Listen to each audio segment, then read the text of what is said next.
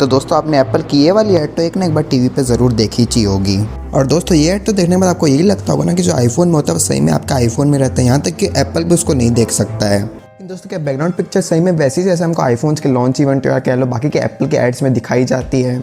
मेरे ख्याल से नहीं। आखिर मैं ये सब चीज़ें इतने कॉन्फिडेंस के साथ कैसे कह सकता हूँ? पक्का मैं कुछ ना कुछ तो मिला ही होगा।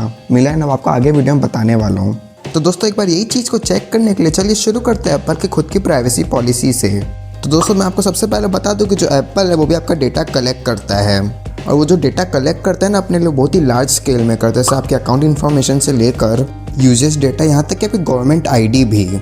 दोस्तों इस सब से आपको एक बात तो समझ में आई गई होगी कि जो आपका डेटा आईफोन में रहता है वैसे आपका आईफोन में नहीं रहता है, वो एप्पल के सर्वर्स में भी जाता है। तो अब आप सोच रहे होंगे भाई इसमें गलत क्या है? डेटा तो हर कंपनी कलेक्ट करती है अपने यूजर्स का। फ्रेंड तो इस बात में करता नहीं कैसे वो कंपनी उस डेटा को यूज करती है। एप्पल यहाँ पक्का कुछ ना कुछ अलग करती होगी, लेकिन ऐसा भी नहीं है। एप्पल आपका डेटा अपने पर्पस के तो यूज़ करता ही है, बल्कि वो अपने पार्टनर के साथ भी उसको शेयर करता है। लेकिन यहाँ पर लिखा है कि वो अपने थर्ड पार्टीज के साथ इस डेटा को शेयर नहीं करते हैं। पर यही चीज़ अगली लाइन में जाते ही बदल जाती है। यहाँ पर लिखा रहता है कि एप्पल जो है वो थर्ड पार्टी के साथ पार्टनरशिप करने पर आपका डेटा उनके साथ शेयर कर सकता है, और ऐसी चीज़ें तो फेसबुक और गूगल भी करते हैं। फिर एप्पल कैसे ये सब प्राइवेसी पॉलिसी के साथ आपका डेटा प्रोटेक्ट करता है, तो बहुत ही अपने आप में एक मिस्ट्री है। हमें ये तो पता है कि फेसबुक और गूगल जैसी कंपनी भी यही सेम चीज़ करती है, और हमें ये भी पता है कि प्राइवेसी के मामले में उनकी इमेज मार्केट में कोई अच्छी नहीं है।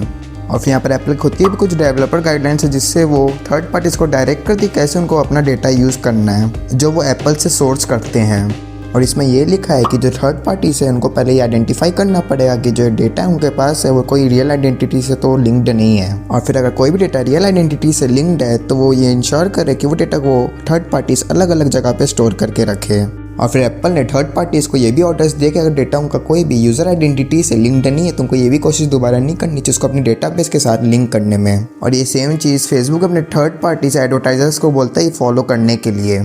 लेकिन फेसबुक का ये आइडिया बहुत ही बुरी तरीके से फेल हुआ था, और फिर उन्होंने 50 million Facebook profiles Cambridge Analytica को एक मेजर डेटा ब्रीच में लीक करके दे दी थी। तो अब आपके दिमाग में आ रहा होगा कि इन सबसे हमें क्या फ़र्क पड़ता है? एप्पल ने हमें एक ऑप्शन तो दिया है अलाउ ट्रैकिंग करके, जिससे हम चाहे तो ऐप्स को हम परमिशन दे सकते हैं हमें ट्रैक करने की या नहीं करने की। लेकिन दोस्तों जैसे पिक्चर बिल्कुल सामने से दिखाई देती है ना, वैसे एकदम बिल्कुल भी नहीं है, क्योंकि एप्पल ने जो ये फीचर प्रोवाइड किए ना ये सिर्फ थर्ड पार्टीज या कह लो आपके खुद के ऐप्स जो आपने आईफोन में इंस्टॉल करके रखे उसमें ही सिर्फ काम करते हैं। लेकिन जो एड्स एप्पल आपको खुद को दिखाता है वो एड्स पूरे एप्पल आईडी के डेटा के ऊपर ही बेस्ड रहते हैं। लेकिन आप ये सब चीज़ों को रोक सकते हैं, जो आपको स्टेप्स दिए होंगे उनको फॉलो करके आपके स्क्रीन के ऊपर। लेकिन क्या आपको पता है एप्पल को ये सब करके भी आपके ऊपर क्या एडवांटेज मिलता है? जो एडवांटेज एप्पल को मिलता है वो ये है कि आपके डेटा के ऊपर उसकी ग्रिप और भी अच्छी हो जाती है, क्योंकि एप्पल आईडी का तो एक्सेस सिर्फ एप्पल के पास ही है। और मैं आपको एक और इंटरेस्टिंग बात बताऊं कि जो आपका लोकेशन है वो एप्पल थर्ड पार्टीज़ को देता है, लेकिन वो थर्ड पार्टी से रिक्वेस्ट करता है कि जो उनका प्रिसाइज लोकेशन है वो उसको इमीडिएटली डी आइडेंटिफाई करके कोर्स फॉर्म में लेके आ जाए। और जो एप्पल के साथ साथ आपकी कोर्स लोकेशन है ना वो है आपकी अप्रॉक्सीमेट लोकेशन। और आपको पता है इंटरनेट की दुनिया में आपकी लोकेशन ही आपकी ट्रू आइडेंटिटी है। आपको पता है ये चीज़ हर डेवलपर आपको बता के करता ही है प्राइवेसी पॉलिसी में, लेकिन एप्पल ने इसकी अनक्लियर वे में लिखा अपनी प्राइवेसी पॉलिसी में कि एक नॉर्मल यूजर को समझ पाना ही बहुत मुश्किल है। अगर आप एप्पल के प्रोडक्ट्स यूज़ करते हो तो पक्का आप उसमें iCloud और Siri का तो यूज़ करते ही होंगे। लेकिन आपका रिएक्शन क्या होगा कि अगर मैं आपसे कहूँ कि आपका डेटा iCloud में सिक्योर नहीं है और Siri आपकी पर्सनल कन्वर्सेशन भी सुनता है? तो दोस्तों जो मैंने अभी कहा वही रियलिटी है। तो दोस्तों मैं यहाँ पर सबसे पहले बात करना चाहूँगा द iCloud लूप होल की। तो दोस्तों लूप होल ये है कि जो डेटा आप iCloud में बैकअप करते हो उसमें एंड टू एंड एन्क्रिप्शन रहता ही नहीं है, और इसका मतलब ये है एप्पल जब चाहे अपनी डिक्रिप्शन की से आपका डेटा अपनी ज़रूरत पड़ने पर निकाल सकता है। और दोस्तों एप्पल आपके iCloud के बैकअप्स में एन्क्रिप्शन इसलिए नहीं करता कि FBI ने उसके खिलाफ कंप्लेन कर दी थी। और दोस्तों इसलिए एप्पल जब चाहे पुलिस और गवर्नमेंट के पास आपका डेटा ले जाके शेयर कर सकते हैं जो भी बैकअप में रहता है आपके iCloud में। लेकिन दोस्तों एप्पल के टफ कॉम्पिटिटर गूगल ने तो यही सेम चीज़ अपने यूजर्स को करके दिए हुए बिना गवर्नमेंट को एक एडवांस नोटिस दिए। और दोस्तों एप्पल की खुद की ट्रांसपेरेंसी रिपोर्ट के हिसाब से उन्होंने 82% यूएस गवर्नमेंट की डेटा रिक्वेस्ट को फुलफिल किया था दिसंबर 2020 में, जो कि पूरी सेम है as compare to Google data transparency report. यहाँ पर भी एप्पल और गूगल के बीच में कोई ज़्यादा बड़ा डिफरेंस नहीं है अगर देखा जाए तो।